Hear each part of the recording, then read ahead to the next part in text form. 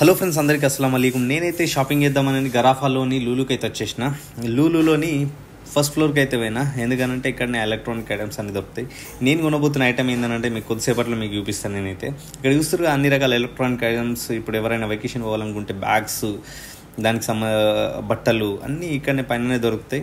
ఇది చూస్తారు కదా, బట్టలు కూడా చాలా చీప్గానే ఉన్నాయి.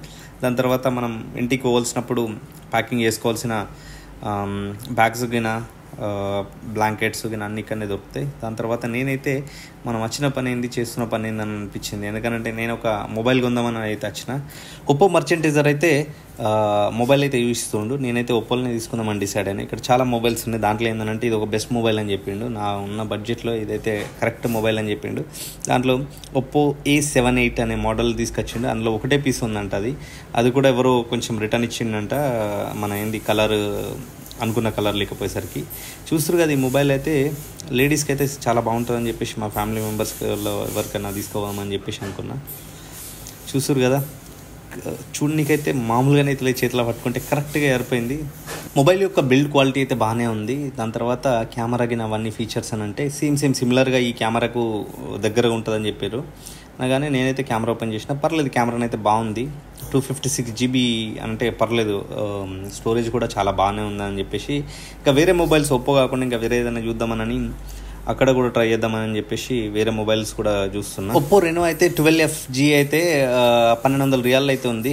దగ్గర మన ఇండియన్ మనీలో 25,000 దాకా కావచ్చు. దాని తర్వాత సామ్సంగ్లో ఏమైనా ఉన్నాయేమని చూడగలిగితే వచ్చేసిన. సామ్సంగ్ జెడ్ ఫ్లిప్ అయితే చాలా అంటే చాలా ఎక్కువ రేట్. ఇది 3,000 చిల్లరనేమున్నది. దగ్గర మన ఇండియన్ మనీలో 70,000 అయితే అవుతుంది. నాకైతే ఈ ట్యాబ్ అయితే చాలా చాలా బాగా నచ్చింది. కానీ ఏంటంటే రేట్లు అయితే దోలా తీరిపోతున్నాయి. దాంతోపాటు ఒకటి ఇయర్ బడ్స్ చూసిన, 699 అంట. దగ్గర 15,000 రూపాయలు. సామ్సంగ్ ప్రోడక్ట్స్ అయితే ఇవి. దాని తర్వాత లెనోవో ల్యాప్టాప్ తీసుకున్నాను. ల్యాప్టాప్ ఖచ్చితంగా కావాలని చెప్పేసి 1299కి ఒక లెనోవో ల్యాప్టాప్ చూసినా. కానీ స్టోరేజ్ బాగా తక్కువ ఉంది. జనరేషన్ కూడా చాలా కరెక్ట్గా లేదనిపించి మా ఫ్రెండ్ని అయితే సజెస్ట్ చేయమని అడిగినా. ఆయన కొంచెం రేట్ ఎక్కువ వేరేది ఒకటి ఉంది అని చెప్పిండు. సెకండ్ హ్యాండ్ ట్రై చేద్దామని చెప్పేసరికి మనం వచ్చిన పని సగానికి సగం తగ్గింది అనుకోవచ్చు. దానికి ఫీచర్స్ చాలా తక్కువనే చెప్పేసి ఇంకోటి అయితే ట్రై చేద్దామని చెప్పేసి ఇంకో ల్యాప్టాప్ అయితే చూసిన. అదైతే 1,600 రియాల్ అవుతుంది. ఇవన్నీ కాదు కానీ కెమెరాని అయితే చూద్దామని చెప్పేసి కెమెరా సెక్షన్లోకి పోయేసరికి ఒక నికాన్ది 1,800 రూపాయలు అవుతున్నది. ఇంకోటి 3,099 ఉన్నది. ఒకటేమో 2,599 ఉంది. 20 మెగాపిక్సెల్ అట iOS కెమెరా. ఏదేదో ఉన్నాయి. అవన్నీ చూసి అరే చలో ఎలక్ట్రానిక్ ఐటమ్స్ చూద్దామంటే కెటిల్, ఐరన్ బాక్సులు అన్నీ కూడా రేట్లు అయితే నార్మల్గా దోలు తీరిపోతున్నాయి. వాషింగ్ మిషన్ కూడా కనిపించింది.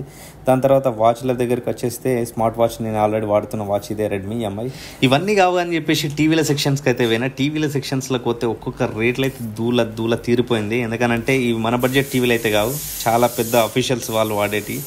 దగ్గర 17,000, 20,000, 30,000 అయితే ఒక్కొక్క టీవీ ఉన్నది. చూస్తురుగా క్వాలిటీ అయితే మామూలుగా లేదు. 17,000, 18,000 రియాల్ టీవీ ఇది. దగ్గర 3 లక్షల 4 లక్షలు అవుతుంది. ఇదైతే 5,000 చిల్లర ఉన్నది. చలో ఇవన్నీ కానీ చెప్పేసి మనం ఏమి కొనకుండానే ఖాళీ రేట్లు ఎంక్వైరీ చేసి అయితే వెళ్ళిపోయినాం. మన ఛానల్ని మాత్రం సబ్స్క్రైబ్ చేసుకోవడం మర్చిపోకండి.